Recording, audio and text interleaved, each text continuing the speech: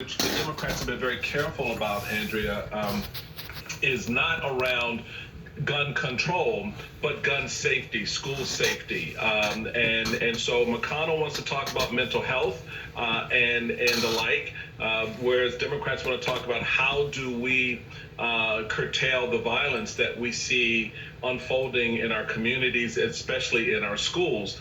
And that does not broker well for a deal, because as Ali just noted, the Republican senators are really playing to a very narrow constituency. In fact, a constituency of one, and that's Mitch McConnell, who's playing to an even narrower constituency, and that's the NRA. And the votes and the money that they bring. And he doesn't want this to become a major hiccup for them on their way to taking back the Senate this fall. And Susan Page, the Speaker, said this week that the House is eventually going to have a hearing on an assault weapons ban. That's not come up in either the House or Senate because it's not going to pass.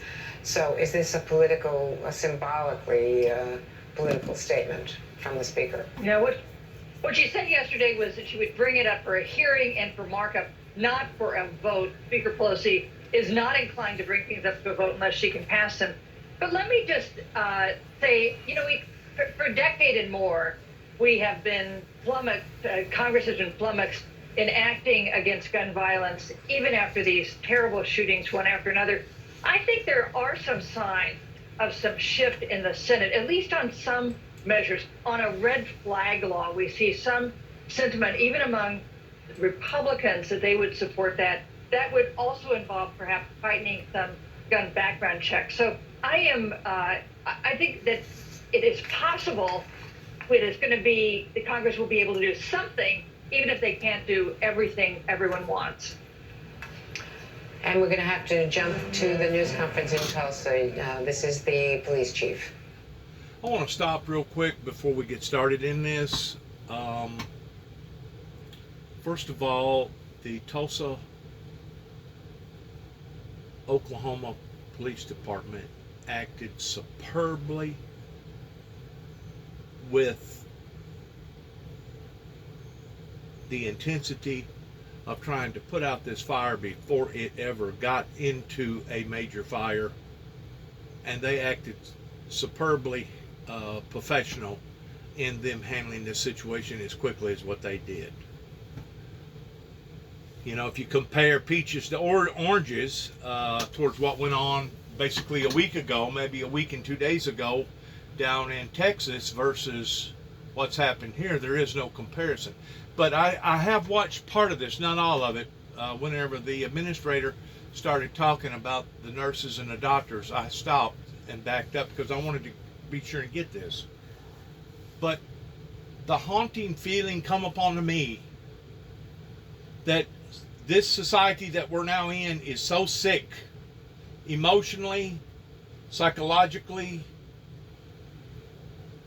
metaphorically, any other way that you want to look at it, is that we have been bamboozled by the psychiatric community in thinking just exactly what I just said, that we are a sick society.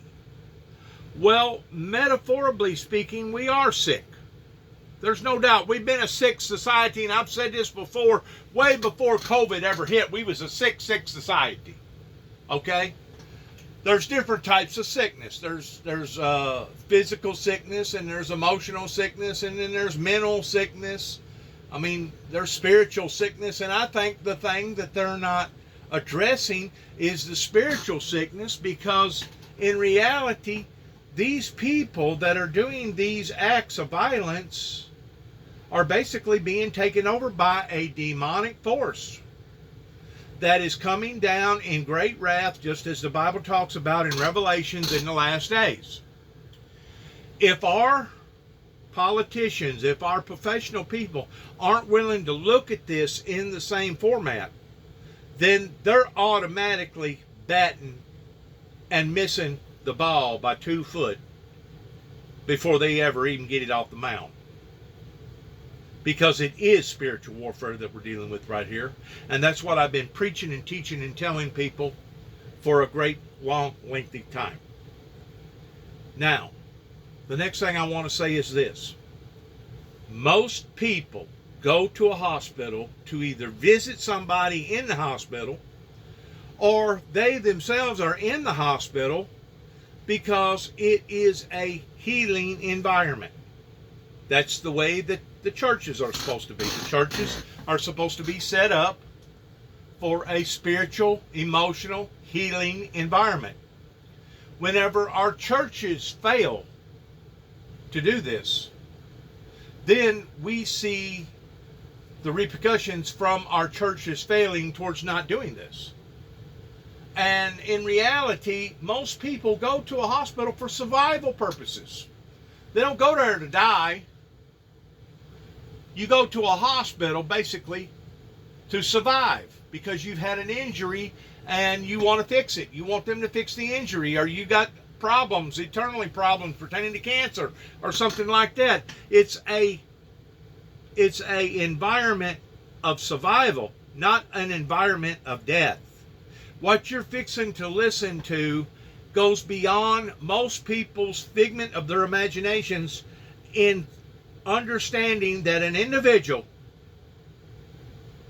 who had recently had an operation, because the operation was not going to his approval, and because he was going through some sort of initial pain, uncomfortableness, this individual decided to take his aggression out on the very people that tried to help him to begin with. This goes beyond any bizarre thing that I don't even think Hollywood could have ever thought of, towards the same individual that recently seen this doctor and these and these nurses and doctors in this particular hospital actually sought vindication upon these people. Going to vindicate himself because he was going through a bit of uncomfortableness and pain. This is not a sickness. This is evil that is coming out in its fullest. Just like about a week ago, whenever the individual went into that school and shot 19 children, that are similar to other massive shootings that we've had here in America that is only intensifying. Even as I speak, there's probably another one happening somewhere else in some major metropolitan area. If we do not address these issues on a proper level in regards towards what's happening, we will never, ever get to the bottom of this towards what the hell is actually going on here. I have been putting out advisory after warning after warning in regards towards these issues getting worse. And I promise you, God has his limitations. The Heavenly Father, the creator of this universe, regardless whether it's the limitations of my inadequacies or the limitations of other judicial systems inadequacies throughout the countryside or throughout the planet, especially those in some of these third world countries that are treating their citizens the way that they're treating them right now. Some of these nightmarish stories are just absolutely appalling whenever I hear towards what's happening to some of the men, women, and children in other parts of the country, like Mexico or South America or Honduras or El Salvador or Cuba or some of these other places that's recently went through some harshness, like Libya and places like that. I am hearing some of the most rootless, demonic, cruelest, meanest stories upon the men, women, and children, innocent children, such as I've never, ever, ever, ever dreamed of. And now it's moving to another level. You know, we've seen it with our basically our schools, our colleges, our universities. Then we've seen it out in Colorado pertaining to theaters. Then we've seen churches in South America. Then we've seen nightclubs down in Orlando, Florida.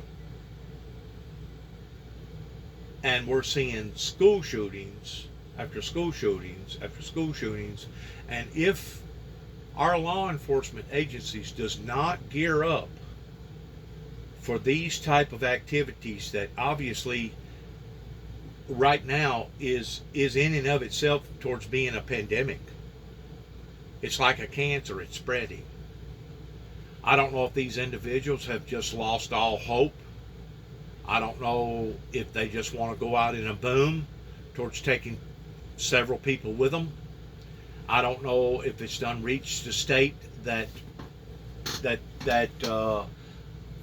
basically the way that they look at it is a hopelessness society, in which I can understand that a lot of people do see it as that because of the way that our politicians have sold us downstream in the past 20 plus years. I mean, I can drive around here just within 100 miles and probably find over within a 100-mile radius going all the way around, including Kentucky and parts of Missouri and Arkansas and Tennessee, within a 100-mile radius, I could drive around and probably get over 100 different factories that at one time employed 200 to 300 to 400 people, and some of those factories that I'm talking about had as many as second, maybe even 3 shifts going that are no longer existing. So the children today, the young prosperity of various goals today look very, very bleak. Look very, very bleak. That's one reason why that our president has honed in on this and realizing that the only way that we're going to escape what various politicians has failed the American people in is to result over into the Green New Deal. That yes, it's going to require some training. Yes, it's going to require some people making some entrepreneur investments as far as engaging in some new factory software, in creating this, creating that, creating this, creating that, regardless whether it's battery powered cars or other alternative energy sources. But that is our path. Now, the older generation that has failed us, they're the ones that has caused this. And they're the ones that's going to pay for this ultimately in the end, because we have been sold out. Just like Sam Walton that got on national TV with Walter Senior Bush, and promised that every item that was sold in America would be made here in the United States. But as soon as the man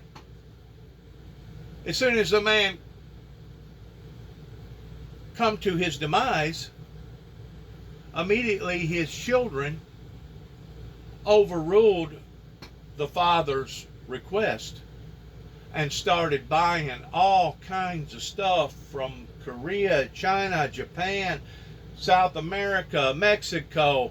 And you know, Walmart is probably one of the biggest retailers in not only America but throughout the world. I'm going to say that they are. I may be misjudging that. It may be somebody else out there that is competing that's just as big as Walmart, but we have been sold out.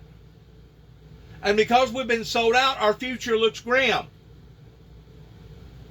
But it should not look so grim that people are willing to go in and kill innocent men, women, and children because they want to lash out at other people because of their own personal problems. This individual that has done this puts a brand new concept upon the fears of our medical industry now, pertaining to our nurses, our doctors, pertaining to ambulance attendants, our first responders. This puts a brand new level of unbelievable concern upon to that particular industry. And the thing about it is that particular industry was designed, regardless whether it be from A to Z, it was designed to want to help humanity and not hurt humanity.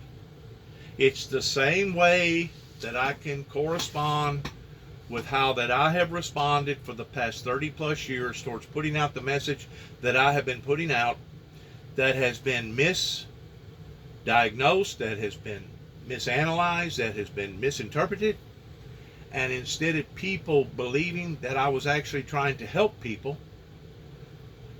they took it upon themselves for some unknown reason, especially right around here, that instead of me trying to help them, I was trying to hurt them. And of course, whenever my brother and I put the broken cross up symbolizing the broken system, oh, they thought that was just the most horriblest thing that ever was. Once more, we're not dealing with stupid people. We're dealing with ignorant people. People that hasn't been taught in understanding various things, either about religious affairs or about survival affairs. Especially whenever it comes to doing bodily harm upon the people for basically no justifiable reason. We are seeing evil lurking in areas like we've never seen before. And if there's ever been a time that the true church communities needed to bow down and pray to God and give us the enlightenment, give us the power, give us the resources, give us the ability to overpower this in which what we're fighting against, it is today, for God's sakes. We at the Tulsa Police Department, we grieve with the families after this senseless tragedy. We grieve with the co-workers. And we pray. We pray because we all need prayer. I cannot begin to thank the men and women of the Tulsa Police Department for the immediate response that they had to the incident yesterday.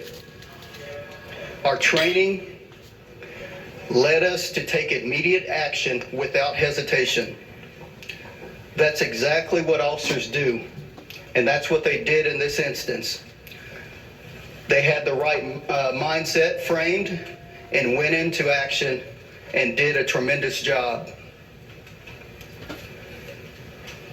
The other first responders that came to the scene, the Tulsa Fire Department, Oklahoma Highway Patrol, Tulsa County Sheriff's Office, the St. Francis Security Team, the Federal Bureau of Investigation, Alcohol, Tobacco, and Firearms, United States Marshal Service, Tribal Police, and other federal and local agencies all responded and descended upon 61st and Yale yesterday. This was not done. This was a coordinated effort. It was not done haphazardly. I also have to thank the dispatchers and call takers at our 911 center that reacted as they were trained. Law enforcement across the nation is dealing with increased violence among people. This is yet another act of violence upon an American city. I will say that as a Tulsa police officer, we train, and we train. And we train for instances such as this. And I'm overwhelmed and proud of the men and women, all those that responded yesterday. Now, I want to take some time and go over the timeline with you as we know it today.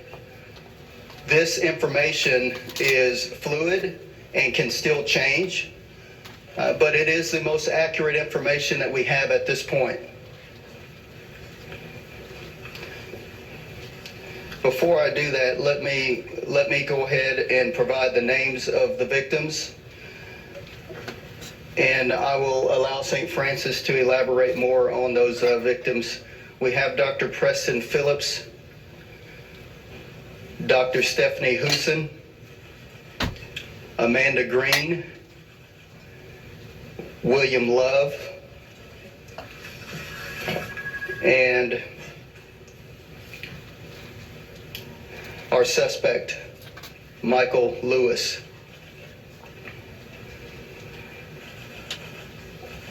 On May 19th,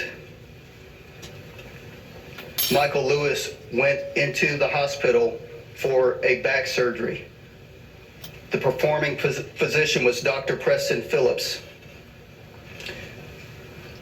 Mr. Lewis was released on 5/24, May the 24th. After release, Lewis called several times over several days, complaining of pain and wanted additional treatment. On May 31st, Dr. Phillips saw Mr. Lewis again for additional treatment. Yesterday, June the 1st, Lewis called Dr. Phillips' office again, complaining of back pain and wanting additional assistance.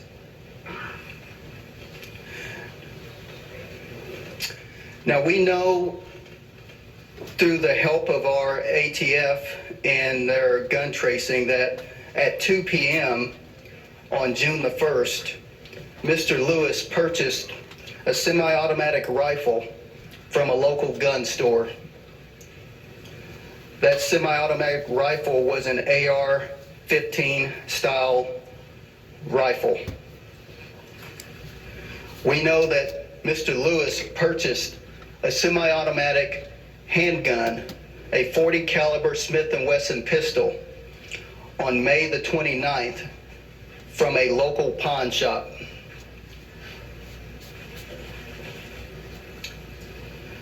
I now want to go into the shooting timeline.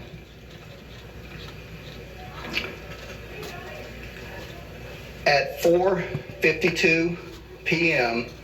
on June the 1st, a third party who was on a video chat off location with an on-location doctor called 911, saying the doctor told her to call 911, saying there has been a shooting. At 4:53 p.m., we received a 911 call about a shooter in a building. We then continued to receive multiple calls that were more specific on a shooter being on the second floor of the Natalie building on the campus of St. Francis Hospital. At 4:55 p.m., a person called and clarified the Natalie building as the scene of the shooting. The first Tulsa police officers arrived 1 minute later at 4:56 p.m. I want to give some context on the Natalie building. The Natalie building is a 5-story medical office building with numerous offices, rooms, hallways, and so forth. It is an exceedingly complex environment. A tactical situation for an officer to deal with is pretty complex. Officers entered the building on the first floor and made their way to the second floor based on the information they received. While on the second floor of the vast building, officers began yelling, "Tulsa police." This is something that we train to do. As officers were calling out Tulsa police and advancing towards a suspect location, they heard a gunshot. We believe that was the final gunshot, with the suspect taking his own life. The gunshot was at 4:58 p.m., approximately 39 seconds after the first officers entered the building. As officers started clearing the building, they came across a victim that was down in the exam room. Officers requested IMSA to the floor and continued searching the suspect. This victim later died at the hospital. We found the suspect and we rescued a female who was hiding under a desk at the suspect's foot. She was there when the suspect took his life. She did not appear to be injured. Officers rescued that victim who was hiding under a desk, but officers also located another deceased victim next to the shooting suspect. Officers continued to search the building for victims or additional suspects and came across another victim that was down in an open area near a nurse's station. At this point, officers began directing first responders, IMSA, and fire to those victims to render first aid. Again, this is something that we work cooperatively with, and we can go into what we call a hot environment with medical personnel and fire personnel and start rendering aid.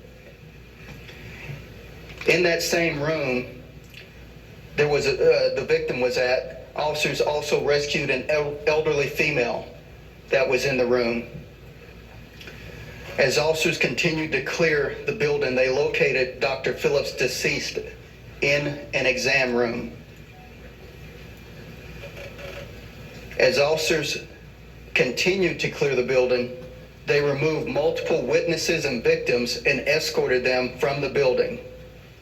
As more officers arrived on scene, we began a methodical search of each floor of the 5-story structure, looking for witnesses and or victims. Thus far, we have recovered 30 .223 casings from the crime scene. We have also recovered 7 .40 caliber casings from the crime scene. We have also found a letter on the suspect which made it clear that he came in with the intent to kill Dr. Phillips and anyone who got in his way. He blamed Dr. Phillips for the ongoing pain following the surgery. At 5:24 p.m., we received a call from the Cherokee County Sheriff's Office, and that dispatcher told us a woman on the line whose name they did not have called saying that her husband had killed several people at Dr. Phillips' office. This would have been a half hour after the event occurred. We received 2 follow-up phone calls from the Cherokee County Sheriff's Office providing clarifying information. All of this information was after the fact. Once the scene was secure, the Tulsa Police Homicide and Crime Scene detectives began working the scene. They continued work until 3 a.m. this morning. We have now turned that scene back over to the hospital staff at St. Francis. I cannot emphasize enough that we train rigorously over and over and over again for not if, but when, because we have seen the violence that has taken place throughout the United States. And we would be naive not to think that that would not happen in our jurisdiction. So again, to the men and women of the Tulsa Police Department, Oklahoma Highway Patrol, all of the surrounding jurisdictions that descended upon the scene yesterday, I offer a heartfelt thanks, and I hope that each and every citizen that sees an officer today thanks an officer today, because this job is hard. It is difficult.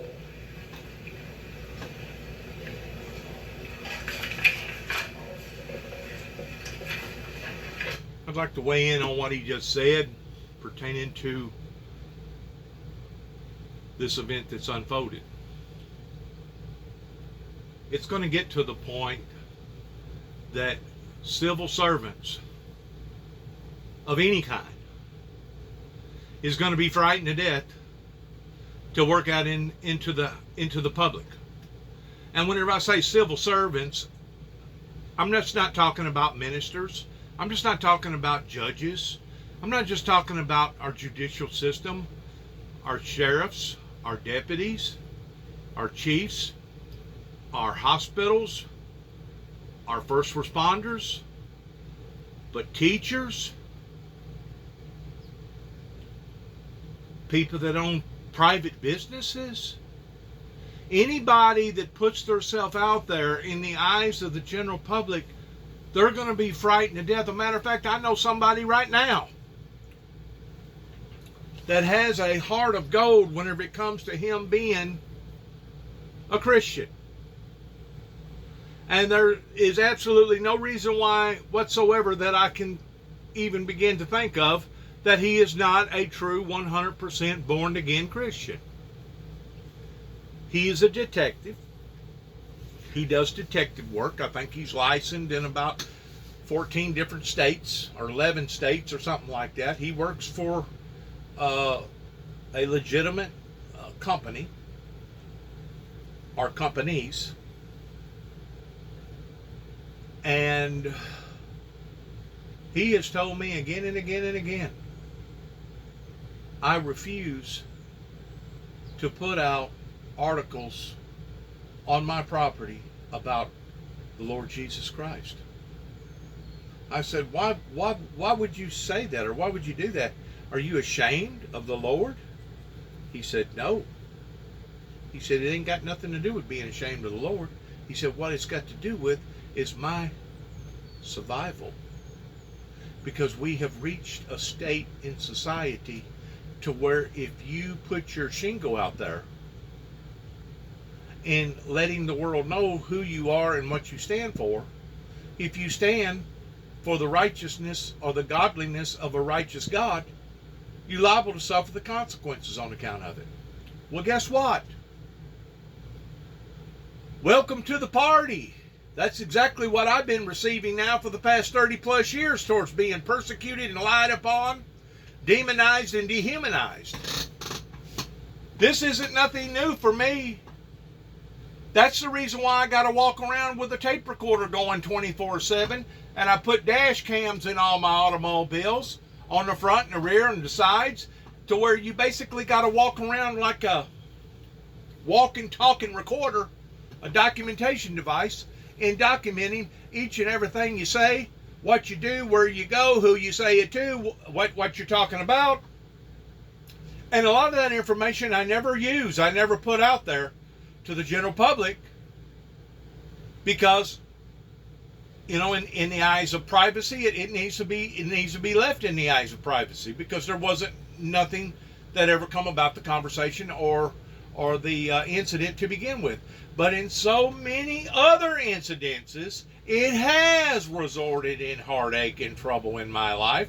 And because of it, this is the only way that I know to be able to diminish the problems by micromanaging my own life, by recording and doing the things that even as of right now I'm doing in response to all this evil that is rising up in the land, that is basically dominating. It's becoming superior of our everyday lives, regardless whether it's churches, theaters, nightclubs, gambling casinos down in Las Vegas, our schools, and now hospitals and doctors and clinics. This is something that is cancerous. It's contagious. And it's only spreading and getting worse. And to think that our senators, our state senators, and our federal congressmen, and our president, etc., etc., etc., Supreme Court, cannot put their thumb on this to say enough is enough, and to do something in regards towards a retaliation of all this evil violence that's going on.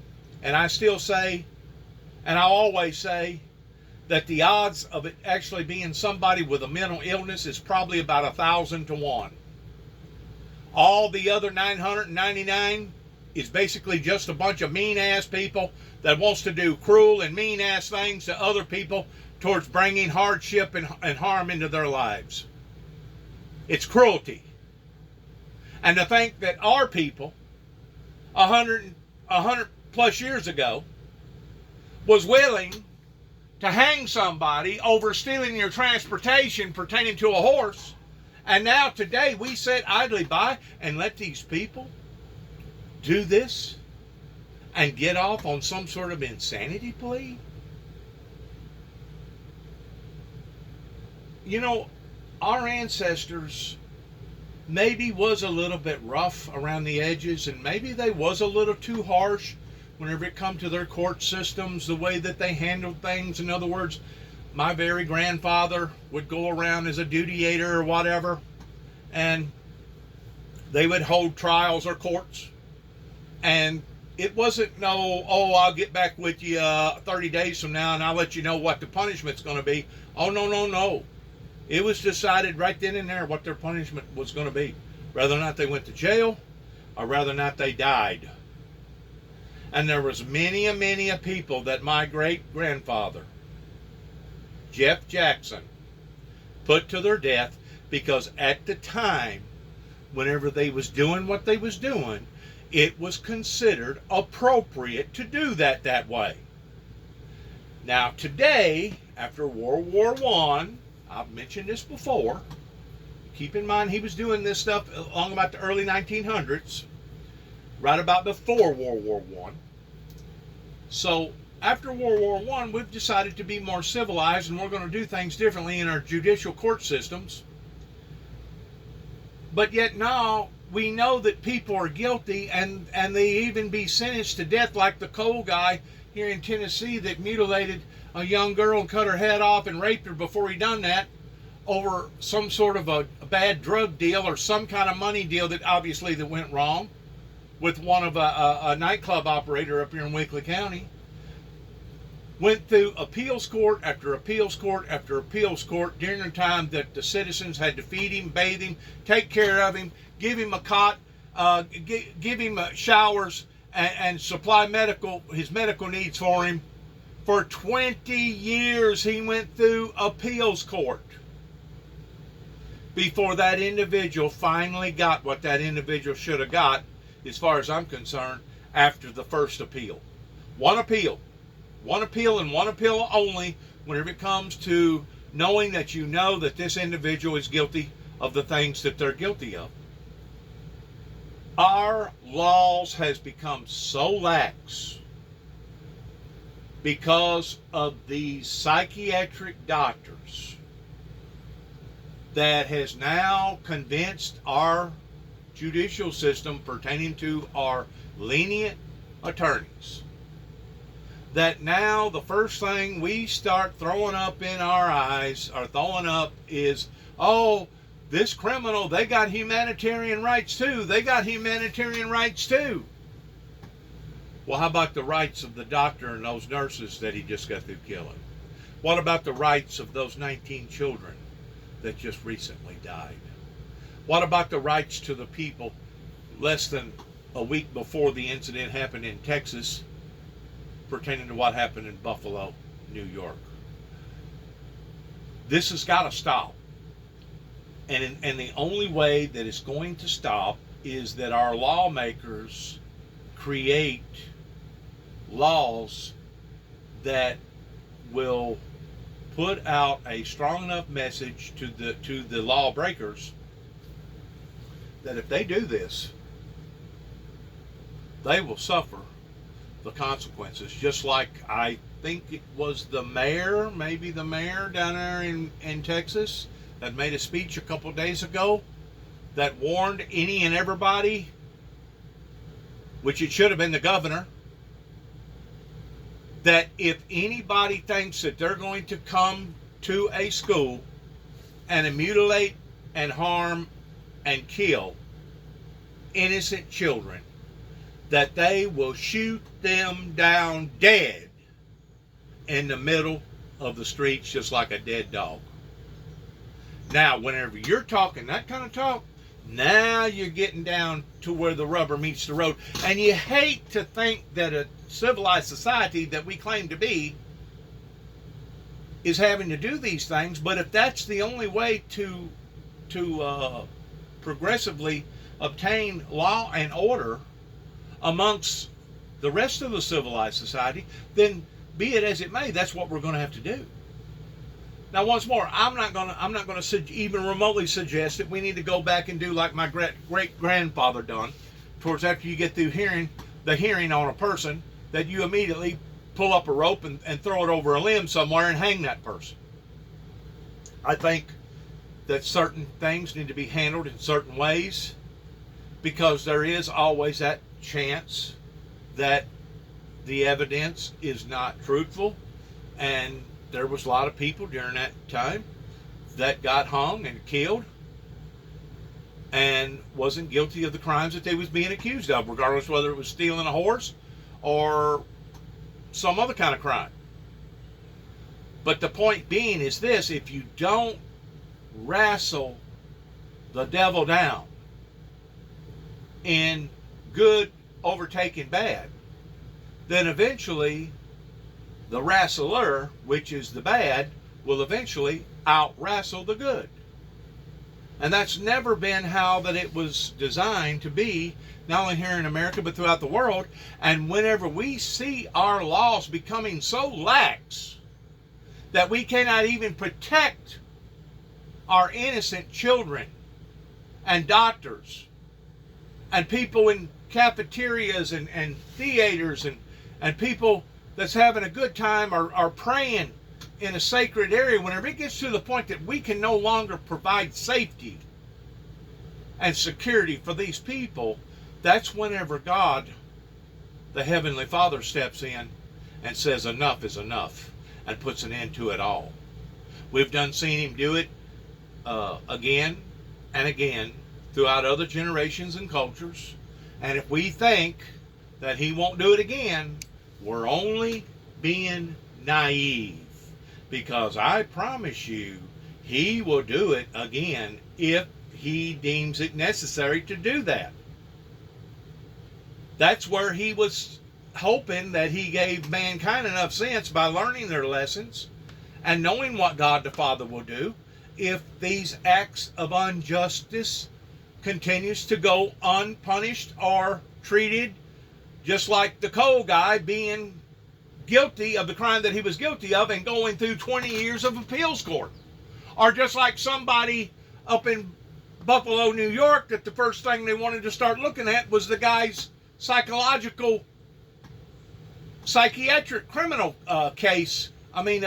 medical case pertaining to this individual possibly getting off on an insanity plea. It's got to stop. And the only way to stop aggression is that the good has to become more aggressive than the bad. And that's exactly what these Tulsa police officers done. I know exactly where that building is. It's not too far from the Oral Roberts Ministry, which is probably, I guess, maybe a mile and a half, not even a mile, down the road. I have been all in Tulsa, their businesses, Sand Springs, worked there, done that, got the t-shirt and went home. I feel so bad for the people in Tulsa because they have went through so much, not only with the Timothy McVeigh Oklahoma bombing, but if you look at Tulsa 100 years ago towards what they went through then of a massive genocide in regards towards discrimination issues. Tulsa has went through a lot. Tulsa has gained a lot pertaining to the oil industry, but Tulsa has also suffered a lot. And I hate to see the Native American Indian culture people suffer that much more because of the harm and the wickedness and the evil that is now lurking upon to the land towards becoming superiority above good. Let's listen to the rest of this, please. Thank you, Chief Franklin. I had an opportunity to walk through the clinic this morning, and I did that for two reasons. One of which so that I could see it for myself, more than just the lobby, which is where I was last night, but also so that I could do one thing, which is I represent over 10,000 people that make up the St. Francis health system, and I prayed over each of the areas where it was clear that someone had laid, including the perpetrator. And I last night sent a message to our staff, and I just asked them do two things. One of which is to ask questions, because there are 1,000 questions that we're gonna need to try to answer over the next couple of days, the next couple of weeks, probably next couple of months. But I also asked them to acknowledge that yesterday will change St. Francis, and it is up to us to not allow this horrible event, this situation, we can't allow that to make us want to turn our back on the reason that we're here. We were all called into this profession, whether you're a physician or a caregiver or a support staff, we were all called into this profession to care for others and to care for our community. And while it's human nature to want to turn our backs right now, to want to walk away, we can't do that. And we won't do that. And so all I ask is for you to continue to support this organization and this community with your prayers, and know that St. Francis will come out of this even stronger still.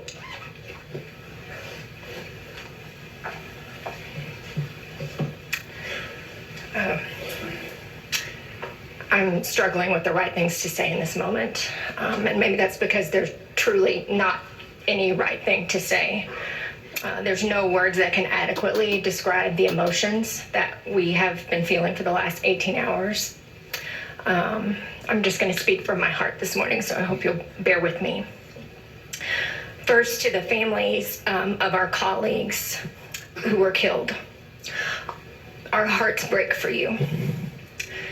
In addition to my administrative role as the Associate Chief Medical Officer, I am a practicing emergency physician, and I had lunch with Dr. Phillips on Tuesday. We work really closely with our orthopedic team in the emergency department, and I know that all of my colleagues went into medicine to help people. This was their calling. Like Dr. Robertson said, this isn't just a career for them. We are supposed to be the ones that are caring for others during tragedies like this. To think that our caregivers were the victims, it's just incomprehensible to me. They died while serving others. They died in the line of duty. To the family of Mr. Love, our hearts break for you. I was in our emergency department last night, and I saw the trauma hall lined with our trauma team, our emergency department team, staff from the OR, our nurses, techs, respiratory therapists. They are trained just like our police departments are. We so wanted to be able to utilize our skills and training to save these precious lives. To the family of Mr. Love, I'm so sorry we couldn't save you. We are grieving with you.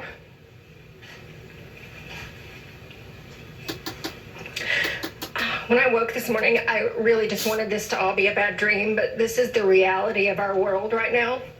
And today our world and our St. Francis family are devastated. We were just starting to process the grief and emotions that being on the front line of a pandemic had left with us, and now this tragedy. But I will reiterate what Cliff said. Our job is to help and heal. And we are here to do our job, even if it's with broken hearts.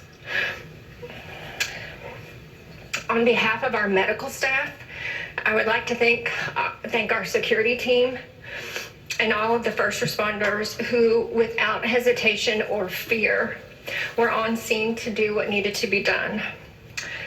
In the emergency department, we have a special relationship with our first responders. We work very closely with our police department, with IMSA and our other EMS agencies. They are part of the team, and we work with them on a daily basis. So thank you for being here for us in our time of need. Thank you for being here when we needed you. Thank you for all you do to serve our community. We have all asked for prayers, and I will reiterate that.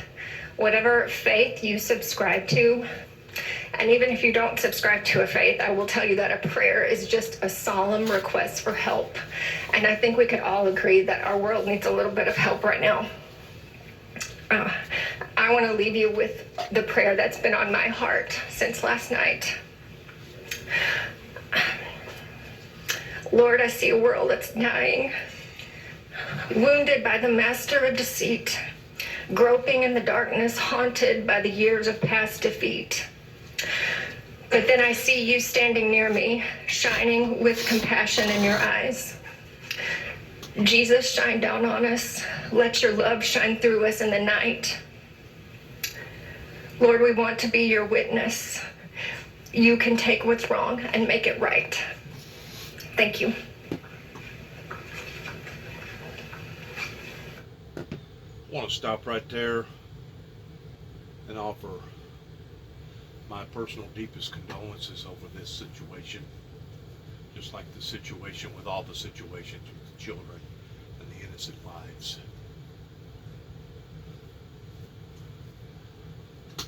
I hope that this will clear up, that this will go away, that this will stop. I'm just like everybody else. I have feelings too.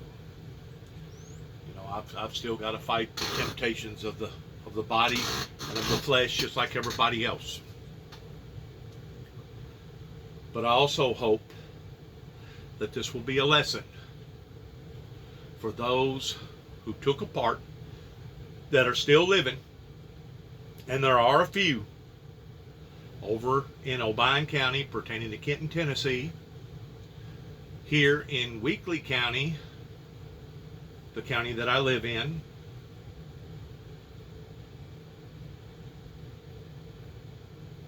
Jackson, Tennessee, Madison County, Kentucky, especially land between the lakes, and Trigg County.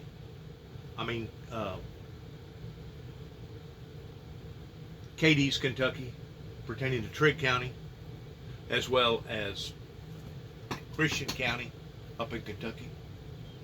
And there are several other counties that I could mention, those that attacked me, that didn't want me to fulfill my mission. Various people like the Neal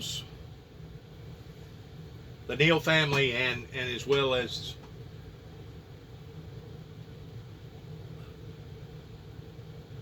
the Wooten family, the Atkins family that I used to work for in 1989 whenever I was basically fired, told to get off of the radio station or else to seek employment elsewhere.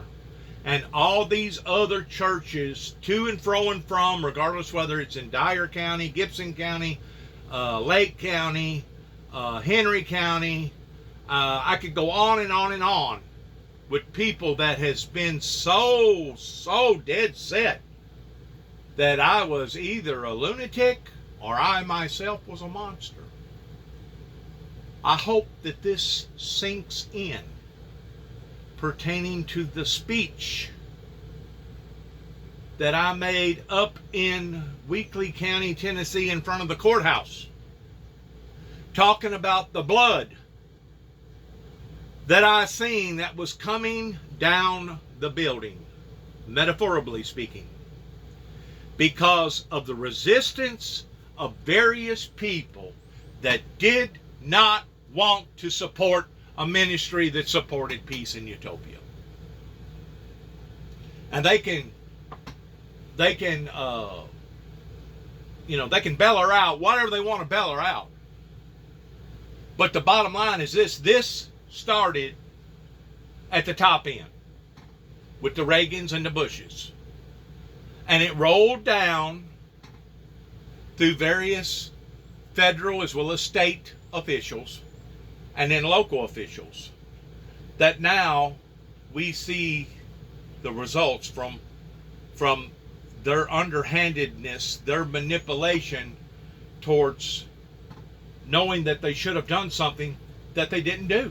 I mean, even to this day, I still cannot even begin to imagine why in the world would a minister that calls himself a minister, pertaining to Brother Neil or Mr. Neil over in Kenton, Tennessee, that whenever I was incarcerated in jail in 20 and 13, 12, 12, 12, leading into 20 and 13,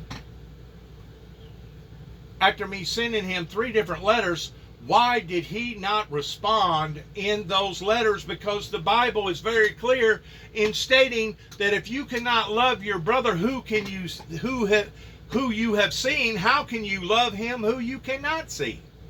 And the Bible is very clear that if your brother asks you to go a mile, you're not only to offer to go a mile, but offer to go 2 miles. In other words, the very lies that various people around in this area wanted to project about me, towards me being of the devil, or me being of the black horse, or me being of the Antichrist, or me being a lunatic or a monster, now is beginning to haunt them. And I hope that God will be merciful to them pertaining to their souls, but I hope that they get a full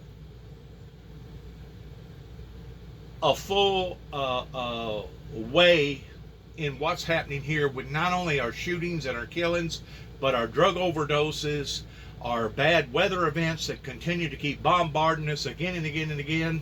I just hope that they open up their eyes towards realizing that they have taken a part in this.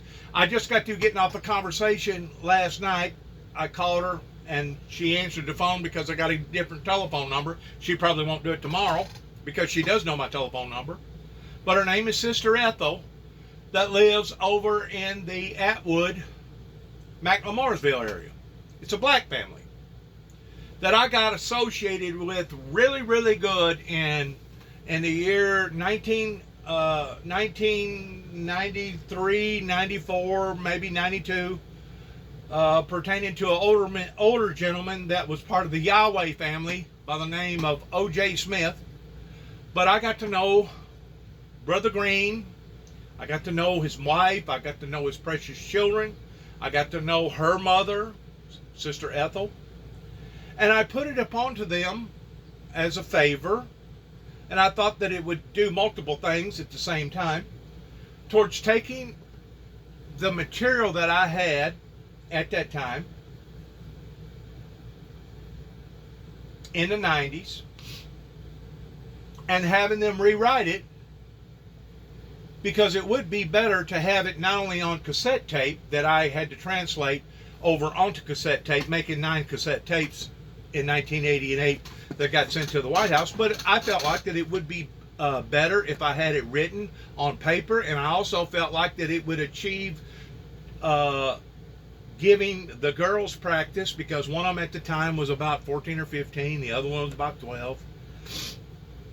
And the other littlest one, of course, she was too young to participate in anything like that. But I thought that it would give them an opportunity to practice up and maybe get their English set better to where they could, have pronunciations and vowels and etc. like that towards writing, their writing skills. They agreed to do this. Mr. Green, Brother Green, thought it was a very, very good thing to do this. Well, after they got to reading and understanding my testimony pertaining to this happening and that happening and this happening and that happening, all of a sudden the spirit of rejection come up onto that family. And at first I didn't know what was going on. I felt like something may have been going on because I wasn't seeing no results. But it took about 6 months to a year before I finally figured out these people ain't doing nothing with my work. Absolutely nothing. And I got to noticing Brother Green that kept calling me Superman. Jibby, you're Superman. You're Superman. You're Superman. And I don't know if he thought that I was really Superman, because I guarantee you I'm not Superman. God has healed me and allowed for these occurrences that has happened to me towards sparing and saving my life. It has nothing to do with my ability. It has everything to do with God's ability. But for some reason, they backed off of that project, and about a year and a half, 2 years later, I gathered up all the paperwork because I felt like, well, you know what? Ain't no need of me pursuing this any longer. I see where this is going to head. And I asked her last night, I said, Sister Ethel, do you have any guilt, remorse whatsoever about what you didn't do that you promised me that you would do pertaining to my my biography? She said, absolutely not. Absolutely not. And if you don't mind, lose my number, and hung up the phone very rudely. So, whenever you're dealing with people that are this insensitive to other people's feelings, whenever you're dealing with people that are this cold and callous to the point that they're not willing to share any type of accountability or responsibility towards not wanting to support the windmill ministries to begin with, you're basically dealing with dead man's bones, and you're dealing with people that basically don't have a heart, though they claim that they do. And the Bible says it would be best for you just to walk away, shake the dust off your feet, and move on. And that's exactly what I'm going to do with the old woman. I don't mean that disrespectfully, but she's probably about 70 years old, but she gets around good. She looks like Aunt Jemima on the pancake commercial, just like her back in the 60s or 70s whenever they run that commercial for so long. She looks almost identical to her, and she does have a very good disposition about herself pertaining to wanting to talk and be elegant and be kind and gentle and read the Bible and do things. But for some reason, they took a very, very strong disliking to me. And of course, whenever I first come back here in 2014, I needed some tools. I needed a ladder. At the time, I didn't have a ladder. David, my brother, didn't have no ladder, so I borrowed one from Brother Green. And after I explained to him what I was going to do, or what we thought that we was going to do, he said, Jimmy, you keep this ladder as long as you need it. And within about a month, I'm getting these bad telephone calls from Sister Green towards, you better bring that ladder back, and you better bring it back now.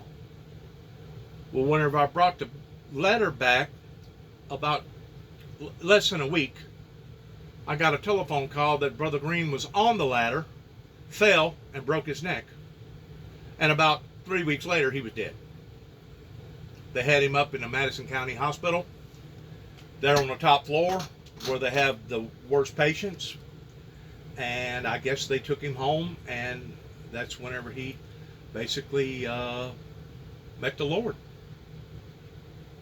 But they was very, very mean-spirited. A matter of fact, I wrote them out I guess you'd call it a poem pertaining to Jacob's ladder. And I felt like that it was appropriate for me to talk about this in his eulogy, that I was allowed to talk there in McLemoresville about Brother Green and how nice that he was to me and what he meant to me, and about Jacob's ladder, etc., etc. And then about 2 months later, I go back to that same church, or maybe a little longer, maybe about 6 months later, I go back to the same church, and I'm expecting to meet Sister Green in there, and just so happened she wasn't there that day. And before I wound up leaving, I felt like that there was something going on in the church, because there was too much hustle bustle and people moving around and talking and whispering that wasn't supposed to be. And as soon as I walk out the door, there's 4 or 5 Carroll County deputies sitting out in the parking lot. I guess they was just ready to basically gun their way into the church facility at any given moment. And they said the reason why that the people felt uncomfortable there was because of the writings that I had on my automobile. People have seen my automobiles, and they have seen the writings on my automobiles, and if it frightens somebody, or if it scares somebody, or it makes people feel uncomfortable, all they have to do is let me know. They don't have to turn it into some sort of big hoopla to the point that they have to call the police out there, and the police have to make a police report, because I guarantee you, And somewhere around late 2014, or maybe 2015, whenever I first come back here to Tennessee, they got a report of it, I'm sure, unless they have chunked it already, there in Carroll County in their sheriff's office pertaining to being called at a certain particular church in McLemoorsville pertaining to Dennis James Juby Jackson. I have never seen society become so, what would be the right word, erratical or abnormal? I guess would be the right word, abnormal. You know, whenever you walk into a church, you're very elegant. Whenever they sing a song, you want to kind of sing along with them. You sit down when everybody sits down. You kneel when everybody kneels. You're just as quiet as a mouse. You act just as professional as everybody else. And it still makes people uncomfortable. Well, there's something going on spiritually there. It don't have nothing to do with my physical being. It has something to do with my spiritual being. And that's why so many people in this area has felt so uncomfortable about me, because their spirit did not line up with my spirit. Now, I can't help what spirit that is with my body. God gave me this spirit. God gave me this body. And one day the body will go back into the ground and the spirit will go back where it come from, up in the heavenly kingdom. But until then, I got to walk around in the same body. I got to walk around with the same spirit pertaining to my soul. And like I said, if it makes people feel uncomfortable, I'm sorry for that. But, you know, this right here that's happening now, I think they said on average about every 16 hours we're having a mass shooting in America right now that is basically a pandemic in and of itself. This right here makes me feel uncomfortable, especially whenever I see it being drawn onto this level of the magnitude of this. This makes me feel very uncomfortable. I just wanted to share that with my viewers. I'm G.T. Bynum, the mayor of Tulsa. I want to start, I think one of the really important takeaways from the very detailed breakdown that Chief Franklin provided us today is just how many agencies and entities have lent their expertise to this response. And I want to thank a number of people who are here today to show their support for this team at St. Francis. Our Congressman Kevin Hearn, thank you. Our Sheriff Vic Regalado. My colleagues from the Tulsa City Council, Councilor Lake and Councilor Patrick, Dodson and Fowler, thank you. I've been contacted by the President's administration offering their support. Spoken with Governor Stitt. Governor wanted me to let the team here at St. Francis know that he has directed that all flags in Oklahoma are to be lowered to half staff for the next 4 nights in honor of each of these 4 victims. And I really want to thank the first responders yesterday. It is remarkable that we can be here 17 hours after this happened and hear that breakdown from Chief Franklin in such a detailed way of what happened. And that is not just because the Tulsa Police Department or the St. Francis security team was here all by themselves. It was because there were so many law enforcement experts and first responders here, not just responding to the immediate threat, though I will never forget, I spoke with an officer yesterday who's a seasoned veteran of the department, and he was one of the first people to get here. And he said, Mayor, it was like the beaches of Normandy out there.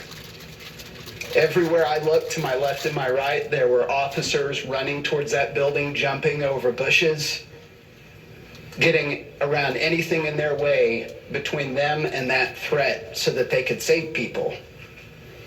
That is the law enforcement community that we have here in Tulsa. But I'm also so mindful, I went over to the Family Reunification Center last night, and I saw experts there from the Tulsa County Sheriff's Office and the Tulsa Police Department and so many more, leadership from St. Francis, who were there bringing their expertise in assisting victims of trauma to provide the best care that they could in the immediate aftermath of a great tragedy. And I want to thank them as well.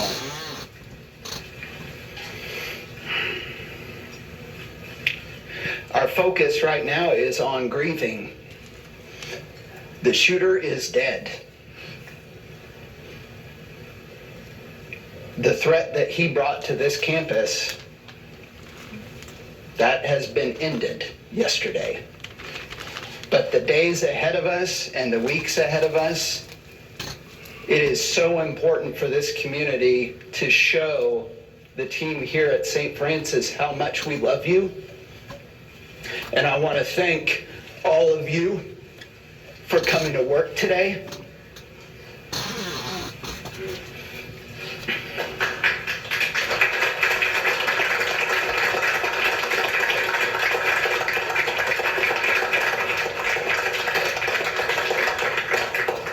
Every day for years, including through the worst public health crisis we've ever faced as a city, you have put yourselves at risk to save the lives of people in this city.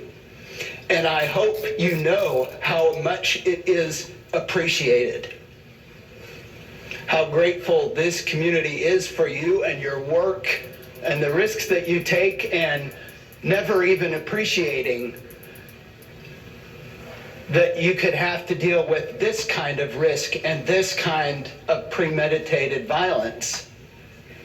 And yet you're still here, ready to save more lives today. This is a remarkable group of people that work at the St. Francis Health System. And so I want to ask my fellow Tulsans, in the days and weeks ahead, and that's the two things I've been asked the most in the last 17 hours. One, people wanting to know the details of what happened and why it happened. Well, I think thanks to the law enforcement collaborative effort, we have a very clear understanding of that at this point. But even more than that, people want to know what they can do to help. We now know who the victims are. There will be a time to memorialize them and to show our support for their families individually. But we also know that our community needs to rally around the heroes who work at the St. Francis Health System. I speak on this as the CEO of another large organization that went through great tragedy in the last few years. I can tell you that individually, on an individual basis, when you say, we would really like people to donate to a fund, or we want everybody in town on Friday to wear pink, when there's a memorial service, we want people there lined up outside. Any one of those individual things can sound like it's not enough to compensate for the loss, and it's not. But I can also tell you that when we went through the murder of Sergeant Johnson and the grievous injury to Officer Zarkishan, the way this community rallied around the men and women of the Tulsa Police Department, the way the people on this campus at St. Francis Health System rallied around the men and women of the police department, it meant so much to our officers and their families and everyone who loves them. The collective impact of this community that is a community of such great love, that collective impact made a profound difference to people who are grieving and going through loss. And so that's what I would ask of my fellow Tulsans. If you want to help, participate in those ways that are going to come up in the days and weeks ahead, where you can show the people at St. Francis how much you love them and you support them, and that this community is here for them.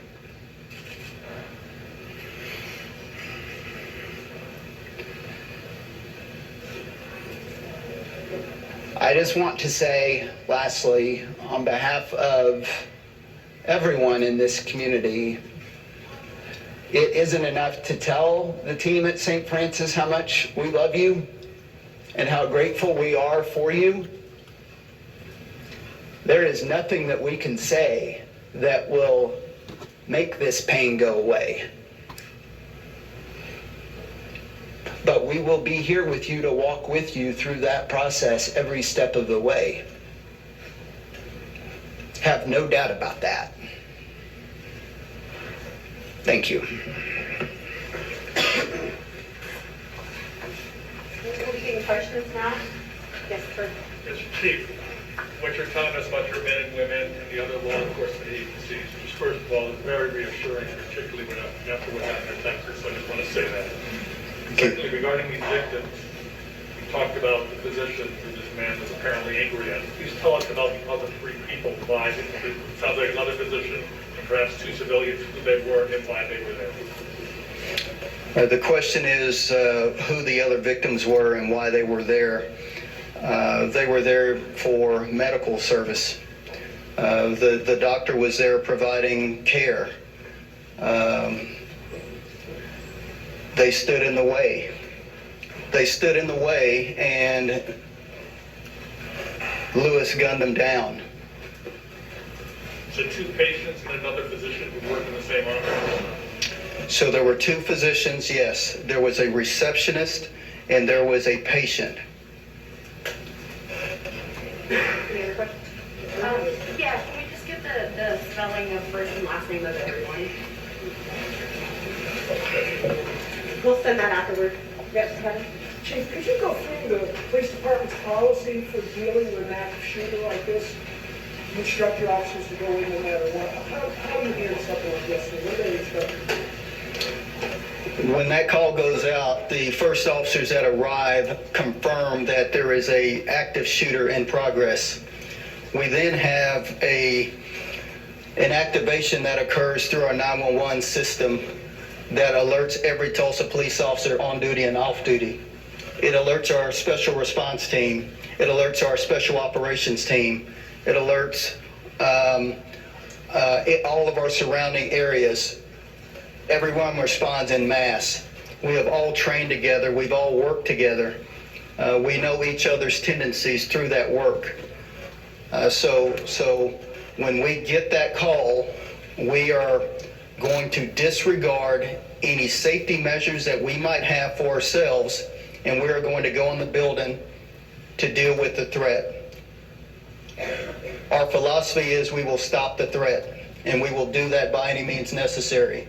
That's exactly what the mindset of these officers were that responded on the scene yesterday, and they performed heroically, in my opinion, and I cannot thank enough the response not only from our locals, but also from the FBI, the United States Marshal Service, the ATF.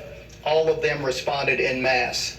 And if you were out at the scene, you saw every shoulder patch, every patch on the back of the vest from every different jurisdiction surrounding Tulsa. That's how we train.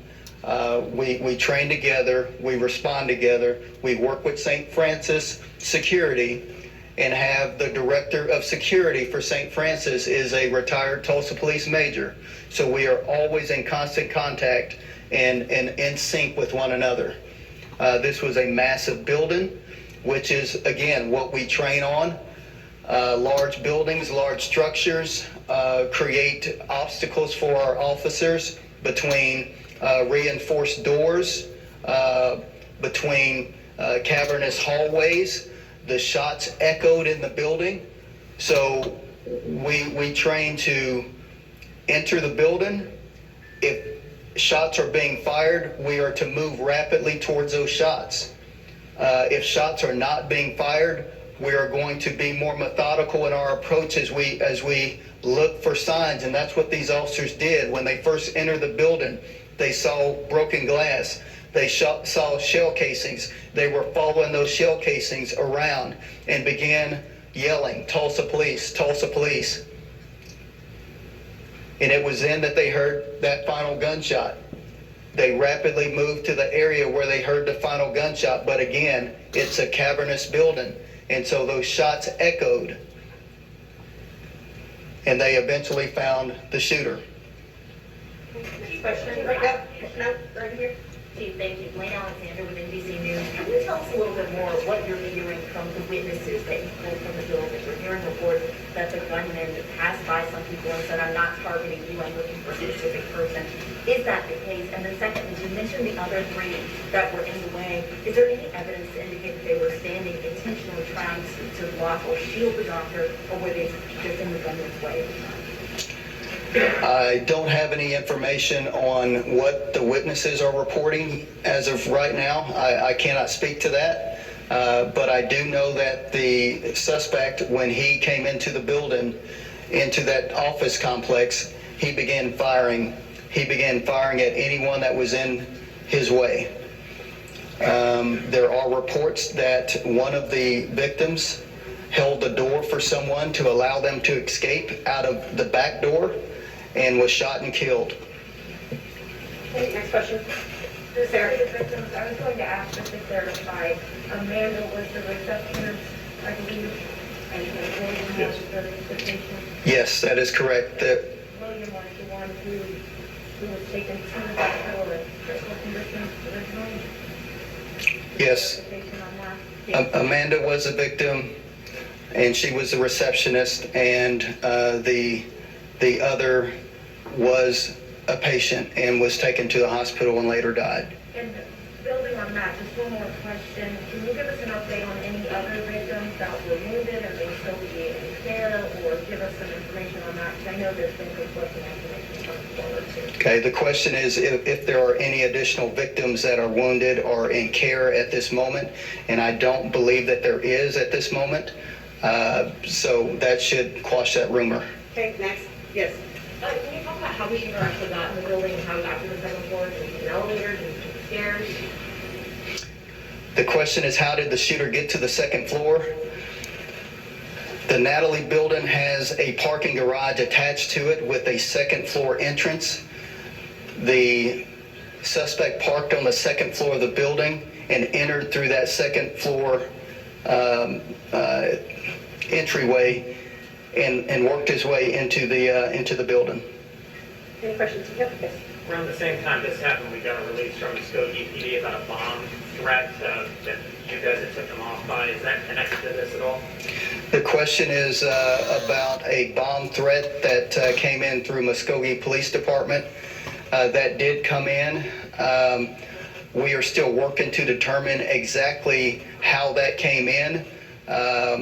We do know that there was a response in Muskogee towards a bomb call.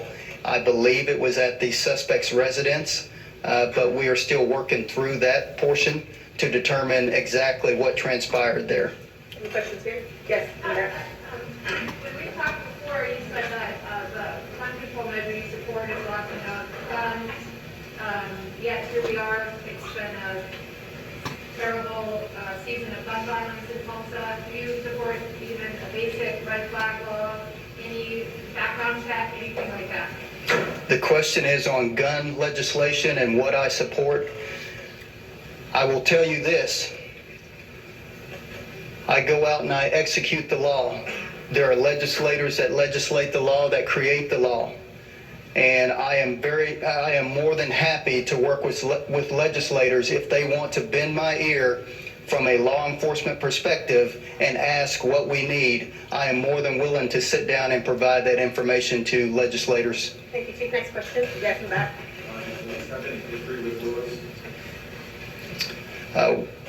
The question is, did police have any history with the gunman, Lewis? We are still working through that as well. He is from Muskogee, and so we are still working through that to determine exactly what his contact with law enforcement may have been. Any questions? Yes.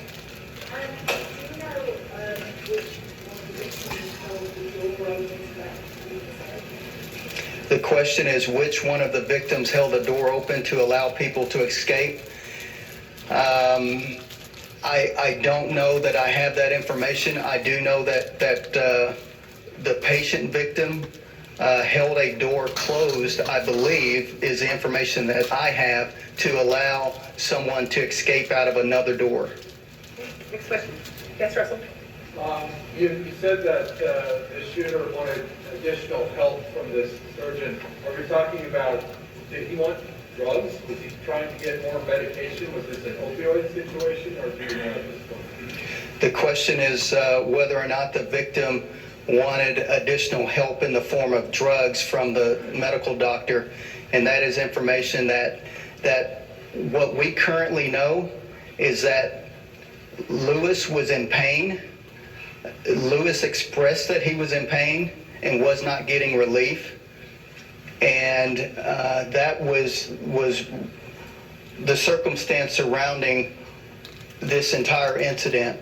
So we will continue to develop this investigation and release information regarding more intricate details such as that. Quick follow-up. Last night, officers on the scene told us there were additional gunshot injuries. And you're pretty specific that nobody's being treated right now, but were other people injured by gunfire during the incident? The question is, were other people injured by gunshots regarding this incident? All of the additional victims were treated and released. So there were additional victims, just to be clear. There were additional wounded. So sorry. Yes, sir. There were some additional wounded patients, but that is private information, obviously, and they were treated and released from the emergency department. Can you say how many? I don't have that number right now. From gunshots or from the chaos? I can't. I don't have that information right now. Hey, Naomi? So you said that his wife called to the jury. The attendants there that works for the hospital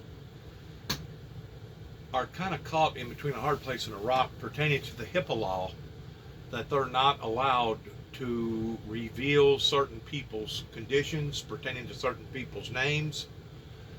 And I don't know if the HIPAA law still rules underneath those same pretenses under various consequences like this or not, but I'm pretty sure that this woman has been trained in knowing what to say and what not to say, and because of that, she is being very, very oversensitive in how that she responds to some of those questions. Once more, it's a horror situation unfolding live. This is not Hollywood. This is actually occurring to where somebody that had some problems, that I don't know if he was in so much dire pain that he had gotten into a fitting rage about the pain. Maybe this person already had drug addictions to begin with, and maybe this was a cop-out towards being able to, he thought that maybe to be able to get more drugs. I don't know. I don't know the whole detail in behind the person that done this, but it really doesn't matter whether or not it was or it wasn't. The fact of the matter is, you don't take your aggression out on people that was trying to help you. That's the part that is so flabbergasting about this situation, because as I first spoke of in regards to this, a hospital or a clinic or even a school or even a church is supposed to be considered a sacred area. But in ending in what they're talking about here today, I do want to emphasize upon the information that I have already been given through various situations, working down in with various patients down in Jackson, Tennessee, that according to some of their security officers down there, that it is nothing uncommon for somebody to be involved in a major accident, and the next thing you know, two completely different families that has to merge because of one particular person that's been involved in a horrible injury of some sort, and because the two families or possibly 3 or 4 families has to merge, including friends, sometimes the hospitals can be a knockdown drag out towards a 3-ring circus that if it wasn't for the security police officers working in the shifts that they work in regards towards trying to be coolers or bouncers and separating people, there ain't no telling how many more incidences like this that we would have already picked up on. I'm also hearing situations pertaining to funeral parlors. Whenever families have to come together, whenever somebody dies or somebody gets hurt, obviously there's going to be people that aren't grown up enough, that isn't mature enough to be able to put their anxieties, to put them down momentarily and to act professional around the situation that's going on. And the next thing you know, they'll have a rumble in a funeral parlor of all places, and it's usually family that can't agree with something going on, or they're already fighting over the person's inheritance, and it's just awful.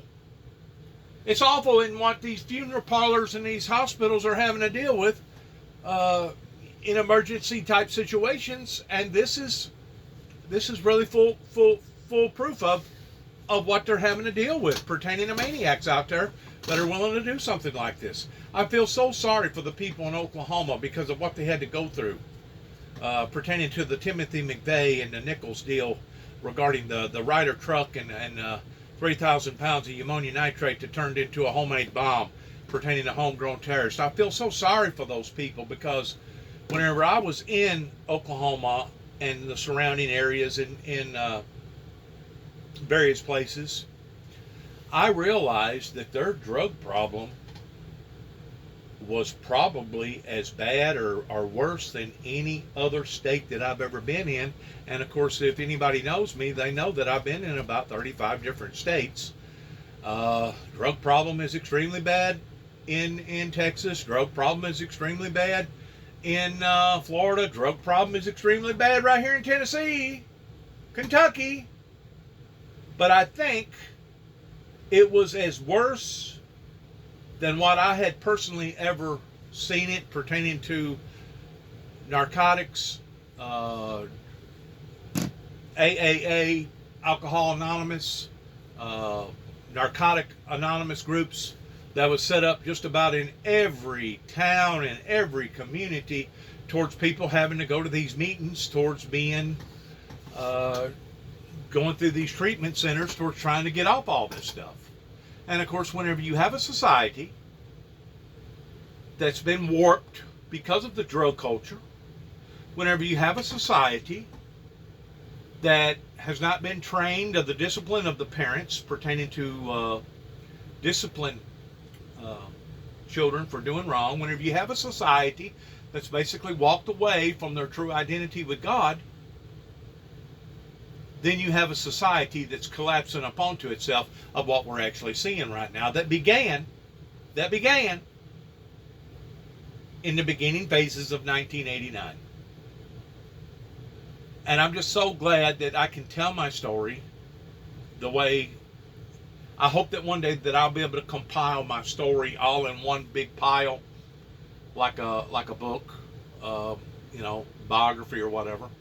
And I hope that one day that I can be liberated from all the lies and all the misinnuendos that people have tried to spread upon me, going all the way back to 1991 of Wheeling, West Virginia, that wanted to say that I was a homegrown assassin going after Mr. Senior Bush's life towards going to take out the United States president.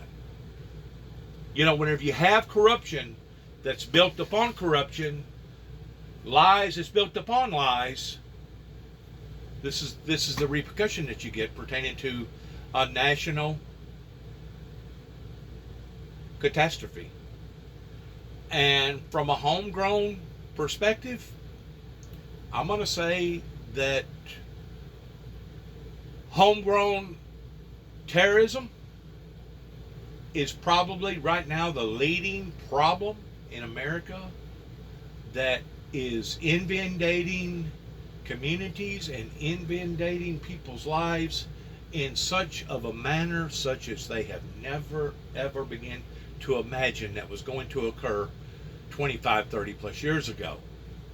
But now we're seeing it, we're being in it, we're in the middle of the eye of the storm, and now it's going to be up to us as adults to try to work our way out of it. You know, we can pray all day long, pray in one hand and put rocks in the other and see which one fills up the quickest. You can pray all day long, but if you don't act upon them prayers pertaining to setting up various security systems, training your police officers properly, learning to look out for the key elements pertaining to various things that people say, either on the internet or social media platforms or in person. If you don't train society to the point that society cares about society, then you have a total breakdown. And to think that I moved out here in 2014, my brother and I, at first, didn't see quite eye to eye. We worked out our wrinkles as two brothers would. But to think that my brother and I both was concerned about 3 little children across the road, to the point that he wound up dying. The lawyer that I hired didn't let me know when the court date was. They come and arrested me. I felt like that my walls was collapsing around me because of my brother's death and all the above, towards being tortured by all these people that was coming out here. I actually contemplated suicide because, you know, whenever you're going through so much pain,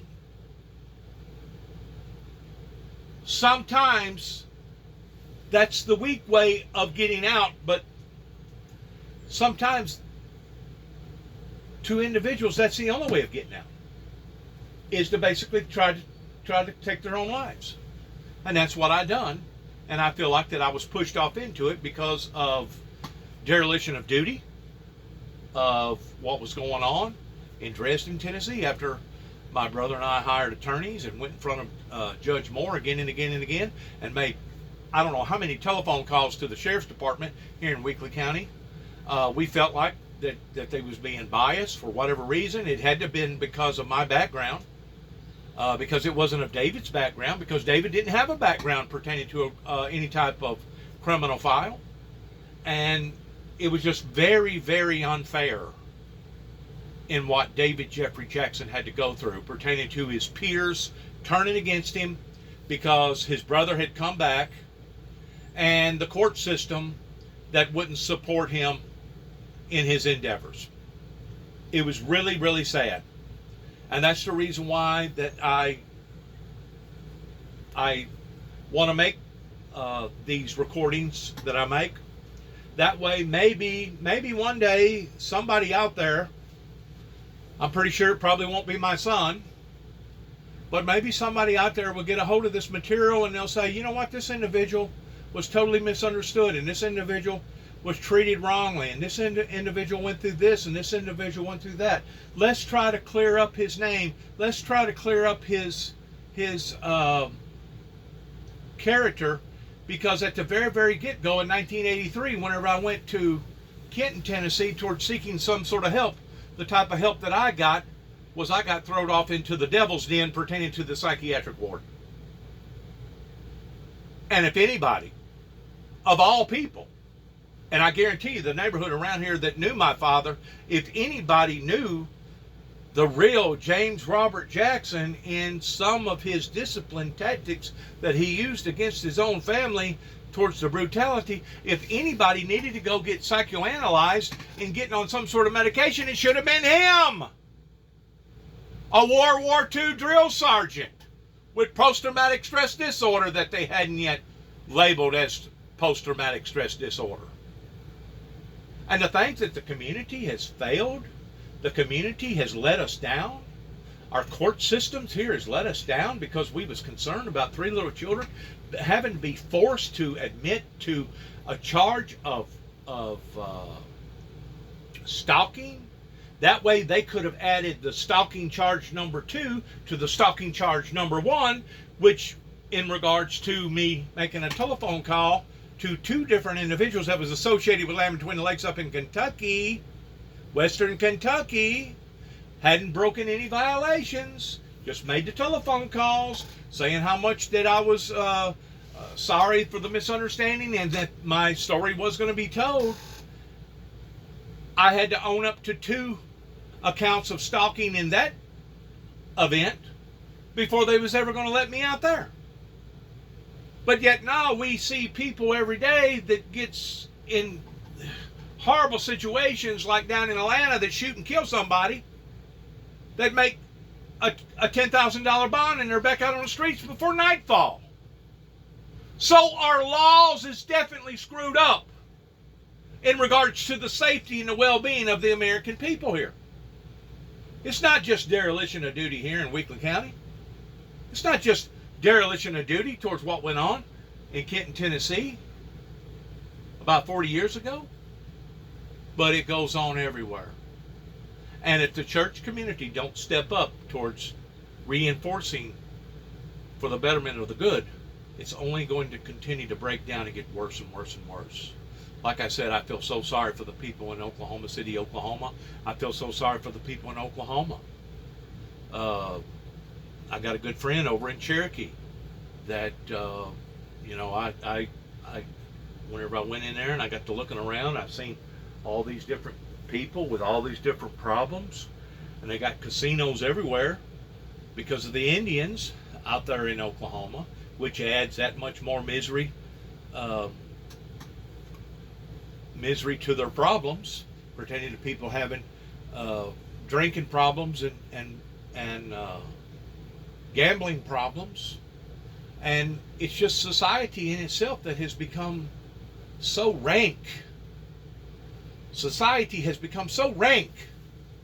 You know, whenever they wanted to take God off the dollar bill and they wanted to kick God out of the courthouses and God out of the schools.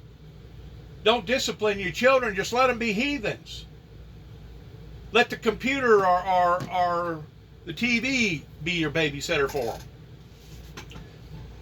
Whenever you have Hollywood that has become so rank, and people designing all these rank video games, no wonder you're going to have a rank society. Who would have thought? Who would have thought that the events that happened in Oklahoma City, Oklahoma in 1995, who would have thought that anybody would have actually been motivated and actually enacted that type of a brutal act towards going to blow up a whole building or a whole town the way that Timothy McVeigh and Nichols did. But then again, who would have ever thought that people would have been so mean and cruel that they would have taken 2 airplanes and turned them into missiles towards driving them off into a freaking skyscraper building in New York City and basically causing both of them to fall. Who would have thought these things 25, 30, 40 years ago? I know I wouldn't have. 25, 30, 40, 50 years ago, around here in this particular area, people loved one another. They embraced one another. They took care of each other. Whenever there was a problem in the community, they was there for each other. There was a time whenever we didn't even lock our doors. There was a time when people didn't even pull their keys out of their ignition. You do something like that now, and somebody steals your car, and the insurance company finds out about it. Well, they won't even cover the losses. They'll say, well, this was carelessness upon your behalf. You shouldn't have left the keys in the car. You shouldn't have left your windows down. You shouldn't have left it unattended. It was your fault. We're not paying you a dime. Who would have ever thought that society would have become so rank to the point that somebody would have went in to a hospital gunning down the very physician that was trying to help them? But we're seeing it. One of the darkest moments in history, right here in American history. We're dealing with it. That, if you ask me, it's almost on the level of a civil war. It's just sporadic here and there. Goes off, every 16 hours it goes off somewhere. It's almost on the level of civil war, but it's just skirmishes that's happening so often that it makes you wonder if we're not in some sort of civil war. We are under attack. We're under attack. And that's the very thing that I've been trying to tell people again and again and again. We're under attack. But because I'm the messenger and they don't like the message, they want to persecute me. Because I send a t-shirt to the 43rd president up in Nashville, Tennessee. We think you're a freaking crazy man. We're putting you in a mental institution for 4 days. Because I continue to keep trying to help people, like these 3 little children across the road. What does the court system do? They punish the people that's trying to do the right things. And you wonder what's going on with our courts, with our judges, with our system. It's become rank. We're going to keep on till we're going to be worse than a third world country. It's a wild, wild west show. And certain people should be held accountable and responsible towards allowing for it to get in the shape that it's in, and it hasn't been dealt with appropriately pertaining to the safety and the well-being of the American citizens. So sad. I'm going to end this by ending them and ending what they got to say here, and then good luck to all of us. I pray a special, special prayer for the victims of those that went through what they went through pertaining to the medical industry. I pray for those down in Texas, those in Buffalo, New York. I pray for all the people throughout this country and the world that somehow or another the true Christian society will stand up and they will be recognized in their godly performances, and instead of them being punished, that they will be rewarded for doing good. Whenever we live in a society where you're rewarding people for doing bad and you're punishing people for doing good, you're going to have a very, very rank society. And that's exactly what the Reagans and the Bushes has helped create whenever they done what they done towards what they didn't do that they should have done. I've said that 1,000 times, and I'm going to continue to say it until the day that I'm die. I don't care how rich that Mr. Bush, young Bush may be down there in Dallas, Texas somewhere, or somewhere in Texas, wherever his compound is down there. I'm going to continue to say it to those 2 administrations of the people that are still living to this day, that they was part of where we are today because of what that they didn't do.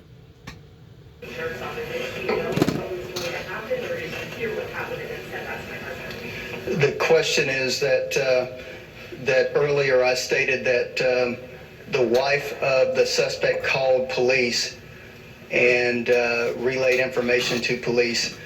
The information that we currently have is that she did not know what was going to take place, but that he contacted her either before the shooting took place or during the shooting, and to let her know what he had done. Thank you, Rick.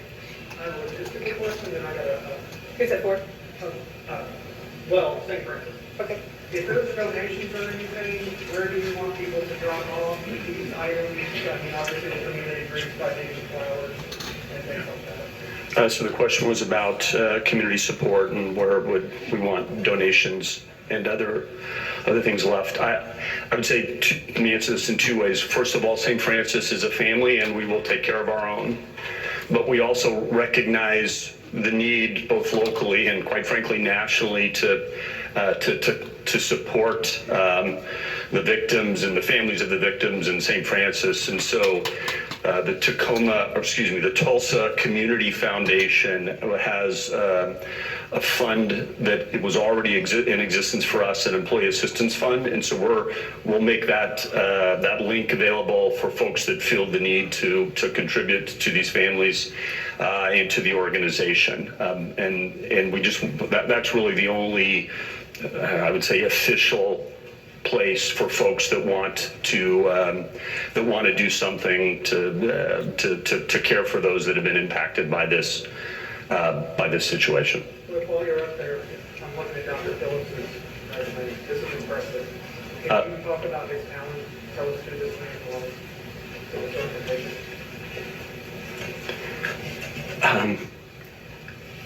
I didn't know. No, that's fine. Preston, Dr. Phillips was the consummate gentleman.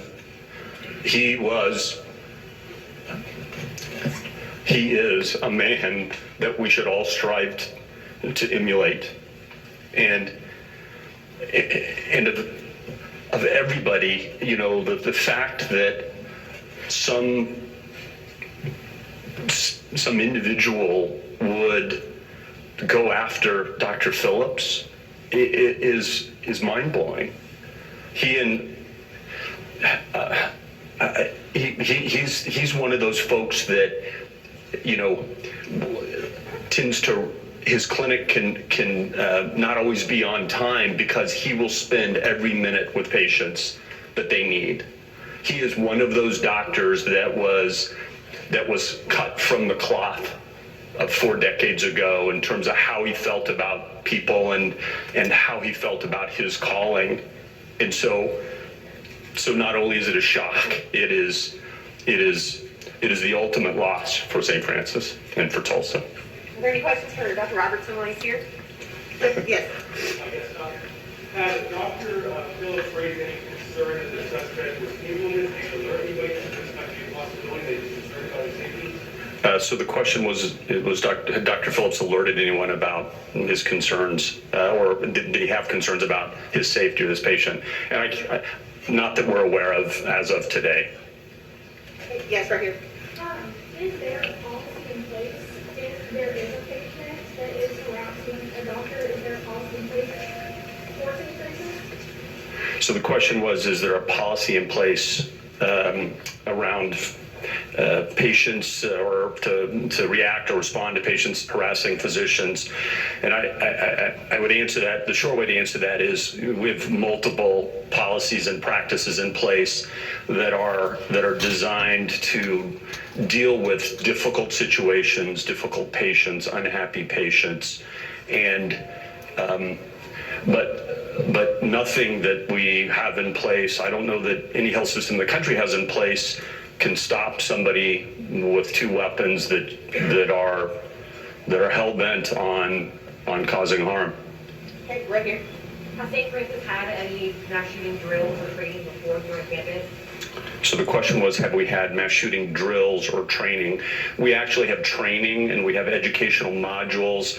I couldn't speak to actual drills, but as I said earlier, there's going to be 1,000 questions that we as an organization are going to need to answer, and that's going to be one of them about our path going forward. We can follow up on that. And right here.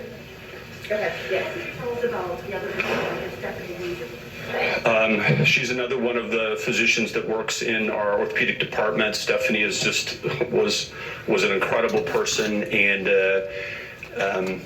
Amanda was I think had a supervisory role within the clinic.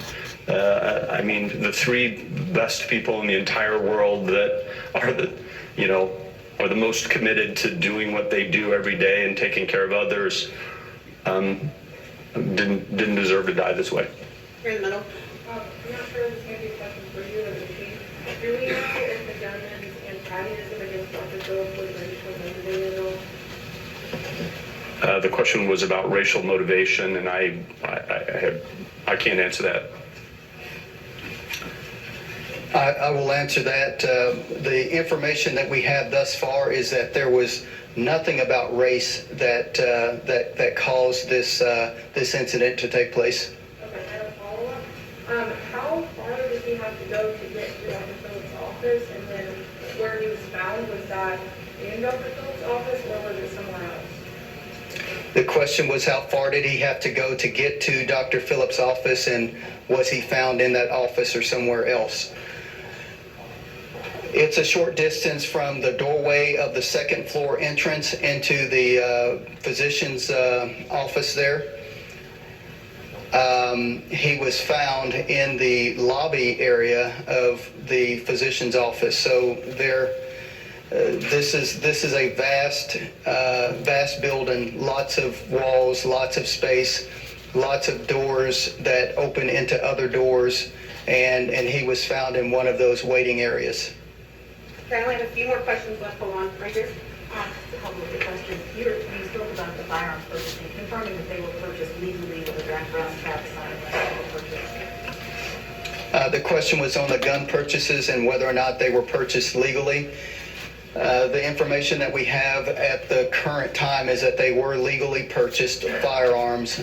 One purchased an hour and some change before the actual shooting event took place, and the other purchased 3 days before the shooting took place. Rick, hold on, Rick. You are a hospital.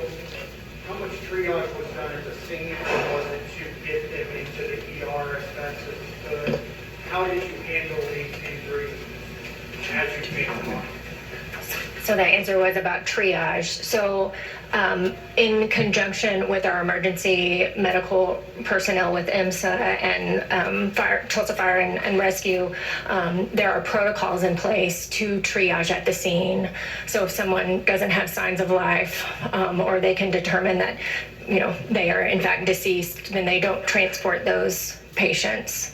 They are trained to extricate and quickly move the patients that have signs of life or who are critical, and that is what happened.